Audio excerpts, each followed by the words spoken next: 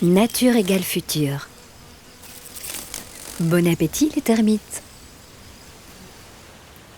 Les bulles de gaz qui remontent à la surface de ce marais, tout comme les gaz émis par les vertébrés ruminants, sont un processus naturel de dégradation de la matière organique en gaz. On parle dans ce cas de méthanisation ou de digestion anaérobie. Cette digestion est due à l'action de micro-organismes, bactéries et protozoaires présents à l'intérieur de certains intestins d'animaux. Dans l'intestin des termites, par exemple, plus de 80% de la matière organique est transformée en biogaz, c'est-à-dire en un mélange de méthane et de CO2. Ce rendement est l'un des plus performants que l'on trouve dans la nature.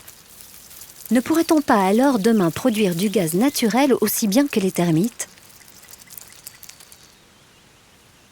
L'homme pratique la méthanisation depuis très longtemps. Depuis plus d'un siècle, dans les activités agricoles, les résidus de ces activités agricoles ont été méthanisés pour produire du biogaz. On le fait à l'échelle industrielle. Les déchets organiques, déchets de supermarché, déchets verts, les boues d'épuration dans nos stations d'épuration ont un potentiel de production de biogaz. Donc on les met en œuvre dans des digesteurs anaérobies pour produire du biogaz. Une énergie renouvelable et tout ceci avec un impact environnemental neutre. Donc ici au CIRSE, on mène différentes recherches pour produire plus de biogaz. On peut le faire en optimisant le bon mélange déchets, boues de stations d'épuration. On peut travailler aussi sur l'amélioration des performances de la digestion anaérobie. Actuellement, on est limité à environ 50% de dégradation de la matière. On cherche à aller plus loin, atteindre des rendements de l'ordre de 70-80%. Suez Environnement a décidé de se lancer dans une approche assez originale avec différents partenaires, avec l'INRA, avec l'IRSTEA, avec l'IRD, où en fait on prend une position plus humble. On essaye d'observer la nature en faisant le constat que la nature ne nous a pas attendu pour produire du biogaz.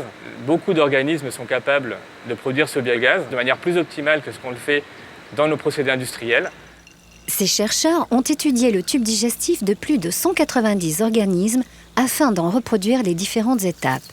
La termite et la vache sont les deux animaux qui ont été retenus du fait de leur performance particulière dans la production de méthane.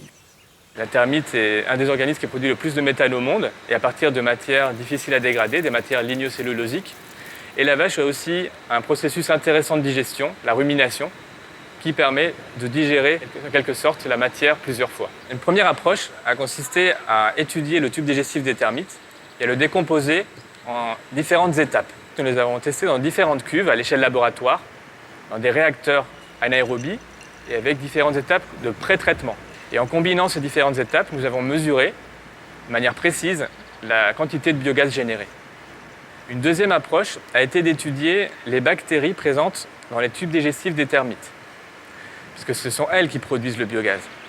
Donc en fait, avec différentes techniques biologiques, génomiques, nous avons cherché à identifier les bactéries présentes et celles qui s'expriment le mieux pour produire du biogaz. Il reste encore de nombreuses étapes avant de comprendre parfaitement ces processus pour la mise en œuvre industrielle des solutions, pour qu'elles soient économiquement viables, mais compte tenu de l'enjeu, d'une quantité de déchets qui augmente sans cesse, du gisement potentiel présent dans ces déchets.